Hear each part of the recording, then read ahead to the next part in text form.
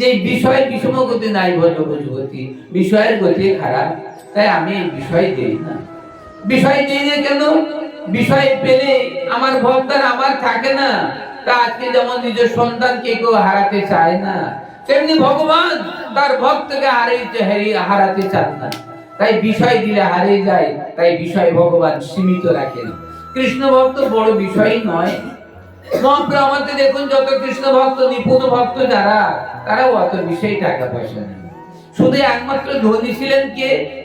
রায় রামানন্দ, কিন্তু বিষয় কে? আর ধনী ছিলেন কি? শ্রী অদ্বৈতাচার্য, কিন্তু তিনি তো মহাবিষ্ণু, তিনি তো মহা ধনীবান ব্যক্তি, কিন্তু বিষয় ওনাকে স্পর্শ করে না।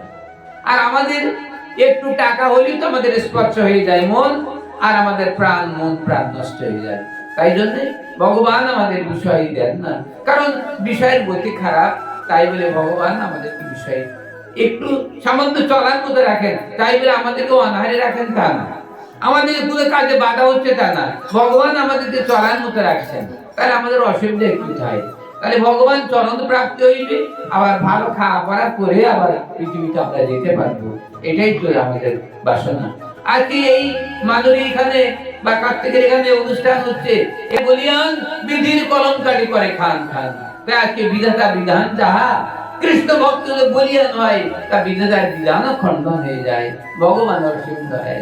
তাই আগে যে কথা বলছিলাম, যদি একজন যদি শ্রেষ্ঠ ভক্ত হয়ে যায় গুরুদেবের, একজন যদি উদ্ধার হয়, সেই তার সঙ্গে যদি লেজাও হয়ে যায়, তাহলে তাদেরও উদ্ধার হয়ে যায়। তাহলে আপনারা জানেন, আমরা যখন অন্ন রান্না করি, অন্নের হাঁড়িতে যখন অন্ন হয়, আমরা খুন্তি দিয়ে একটা টিপে দেখি, যদি অন্নটা ঠিকঠাক হয়ে যায়, তাহলে আমরা জানি সব অন্ন আছে, সব অন্ন আছে।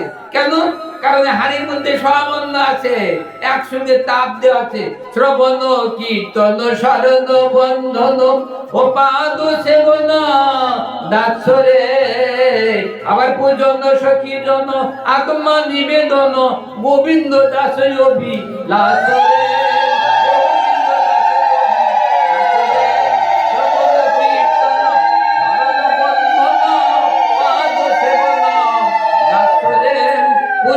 সখী জন্য আত্ম নিবেদন গোবিন্দ দাস অভিলাষরে।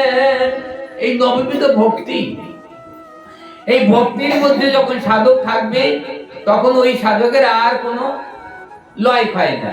যদি ভক্তি মার্গ ছেড়ে যদি বিষয় মার্গে এসে যায়, তাহলেই তার পতন হয়ে যায়। তাই আমরা যেন বিষয় মার্গ আমরা না ঢুকে যাই।